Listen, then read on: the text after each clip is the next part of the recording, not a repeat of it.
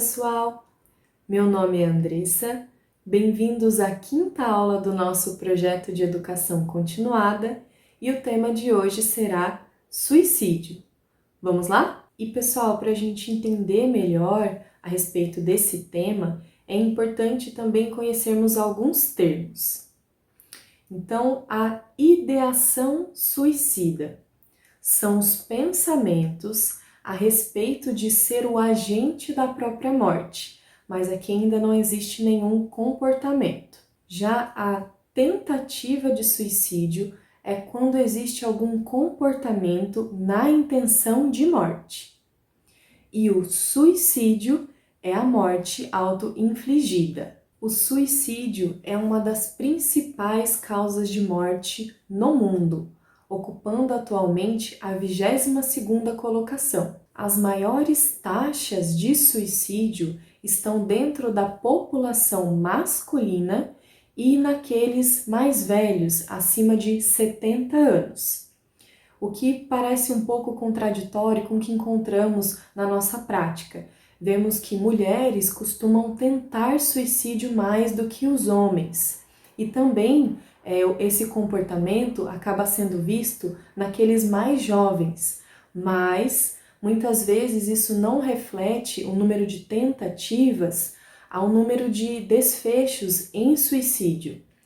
Talvez isso se explique por uma busca diferente dos meios. Os homens buscariam meios mais letais do que as mulheres. E os métodos mais comumente utilizados seriam o enforcamento, intoxicação exógena e a morte por armas de fogo. Os principais fatores de risco são sexo masculino, pessoas solteiras, divorciadas ou viúvas, idade acima de 45 anos, ter algum transtorno mental, algum transtorno de humor, uso de substâncias lícitas ou ilícitas, esquizofrenia e transtornos de personalidade. Pessoas desempregadas, pessoas que tenham alguma doença física ou uma doença crônica ou que cause um impacto na qualidade de vida, ter tentativas de suicídio anteriores, ter uma história familiar de suicídio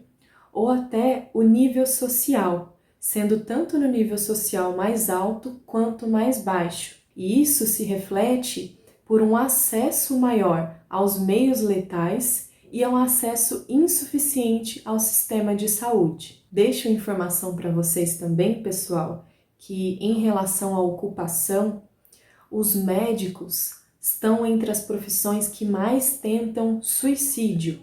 E dentro dessa população médica, as mulheres psiquiatras são as mais suscetíveis ao suicídio. A pessoa prestes a cometer suicídio pode não expor diretamente esse desejo de morrer ou de estar praticando algum ato para isso, mas é possível identificar alguns sinais, como por exemplo, isolamento. A pessoa passa a ficar mais retraída, fechada no quarto, vai diminuindo o contato até mesmo com amigos, familiares, a exposição de algum sentimento de desesperança, menos-valia, tristeza, angústia. Outros até abandonam atividades que antes eram prazerosas, que lhe traziam algum sentido, atividade física, religiosa, até mesmo o próprio trabalho, cuidado de si, cuidado da casa, interrompem tratamentos de saúde,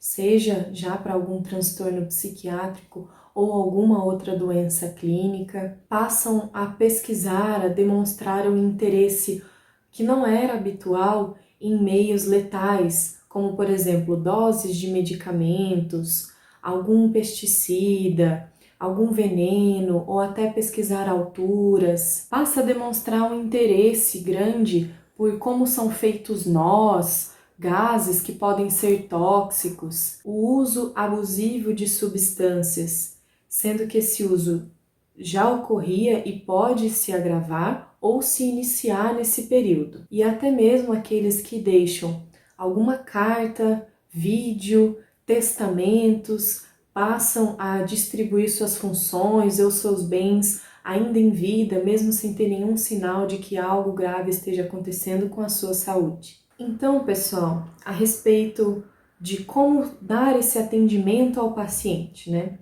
Muitas vezes a gente está trabalhando num local que o fluxo de pacientes é grande, que há várias emergências acontecendo, e aí chega um paciente vítima de tentativa de suicídio, né?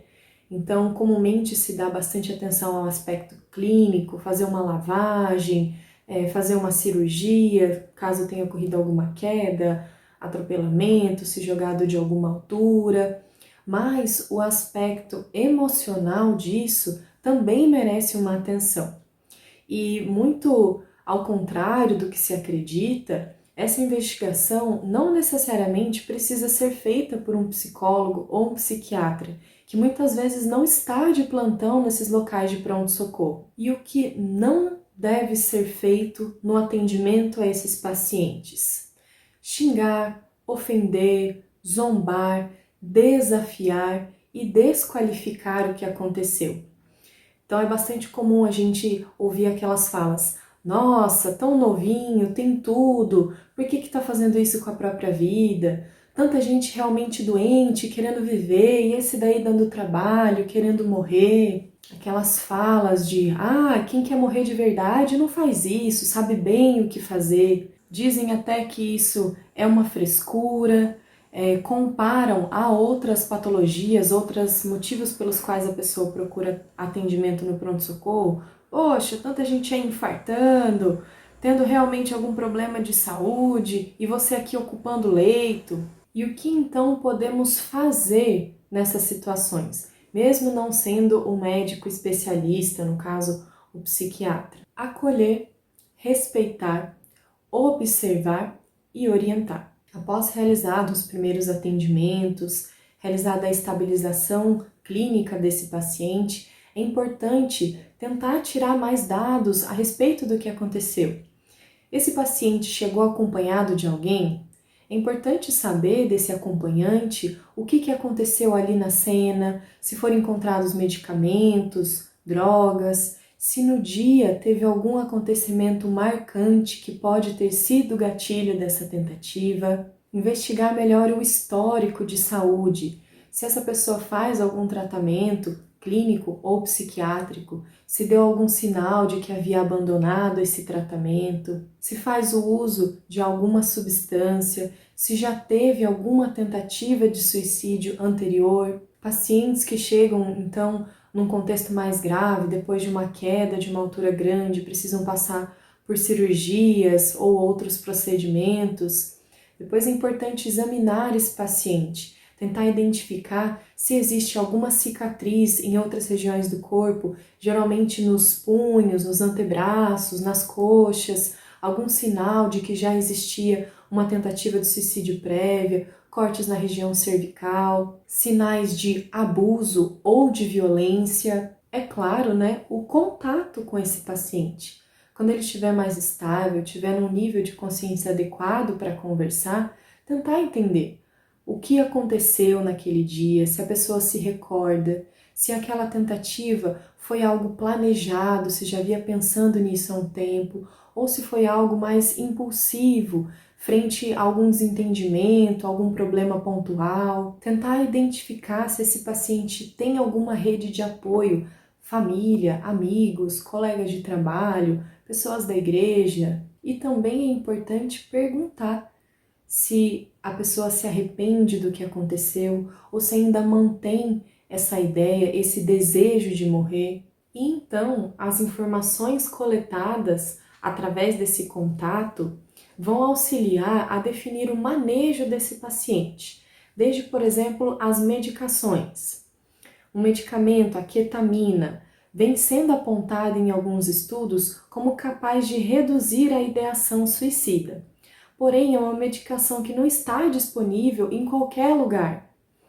Outros medicamentos, como o lítio, indicado em pacientes bipolares que tenham um transtorno depressivo, que estejam numa fase depressiva e tenham ideação suicida, ou até o uso de algum antidepressivo, dependendo, é claro, de cada caso, da avaliação de cada paciente. As terapias em suas mais diversas frentes, cognitivo-comportamental, psicanálise, tem como objetivo identificar possíveis fatores desencadeantes disso e até auxiliar a pessoa a manejar essas situações e esses pensamentos. E o plano de segurança é um instrumento que deve ser utilizado pelo paciente e por familiares na tentativa de identificar possíveis gatilhos com sentimentos ou situações que possam levar à ideação ou ao comportamento suicida, e tem como função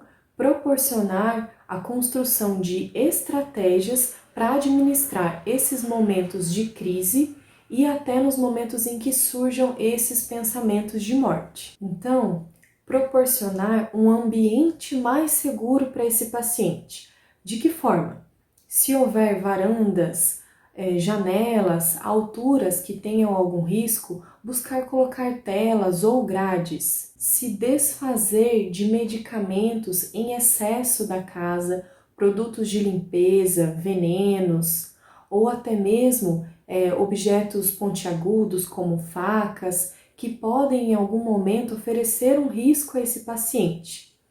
Armas de fogo também devem ser guardadas em locais de difícil acesso a esse paciente. Buscar compreender sinais, situações que fazem os pensamentos suicidas aparecerem, desde o isolamento, o uso de bebida alcoólica ou alguma droga ilícita, alguma discussão, sensação de sobrecarga no trabalho ou em casa, brigas, discussões, um sentimento de tristeza e de angústia, e também encontrar maneiras saudáveis de lidar com isso, algumas distrações, como conversar com alguém de confiança, participar de grupos de envolvimento social, de discussão, de compartilhar os sentimentos, como nos grupos de apoio ou até mesmo dentro de locais de prática espiritual. E a respeito dos locais de atendimento para o segmento do paciente depois de receber a alta do pronto-socorro. Pensando aqui na estrutura que temos no SUS. Os CAPs, que são o Centro de Assistência Psicossocial, seja na modalidade 2, 1 que houver no município, ou até o CAPS AD, que é de álcool e drogas, as UBSs, que são os postos de saúde, e os ambulatórios de saúde mental do município. E um outro ponto bastante importante e que gera bastante dúvida é a respeito da internação psiquiátrica. Nós temos também modalidades diferentes que chamamos de internação parcial, que seria num hospital-dia, ou a internação fechada, num hospital psiquiátrico, numa enfermaria psiquiátrica. Quando são indicados esse tipo de internação, esse tipo de tratamento? Quando é identificado que o paciente ainda mantém a ideação suicida, mantém esse desejo de morte e que não existe uma rede de apoio adequada, bem estruturada, para garantir a segurança do paciente no retorno para casa. Uma outra ferramenta é o Centro de Valorização da Vida, que pode ser acessado tanto através do site cvv.org.br, quanto através de uma ligação telefônica para o 188. Eles dispõem o atendimento tanto no chat por esse site, quanto pela ligação no 188, também por e-mail. O Centro de Valorização da Vida presta um apoio emocional e prevenção de suicídio, por meio de um atendimento voluntário e gratuito que ocorre 24 horas todos os dias.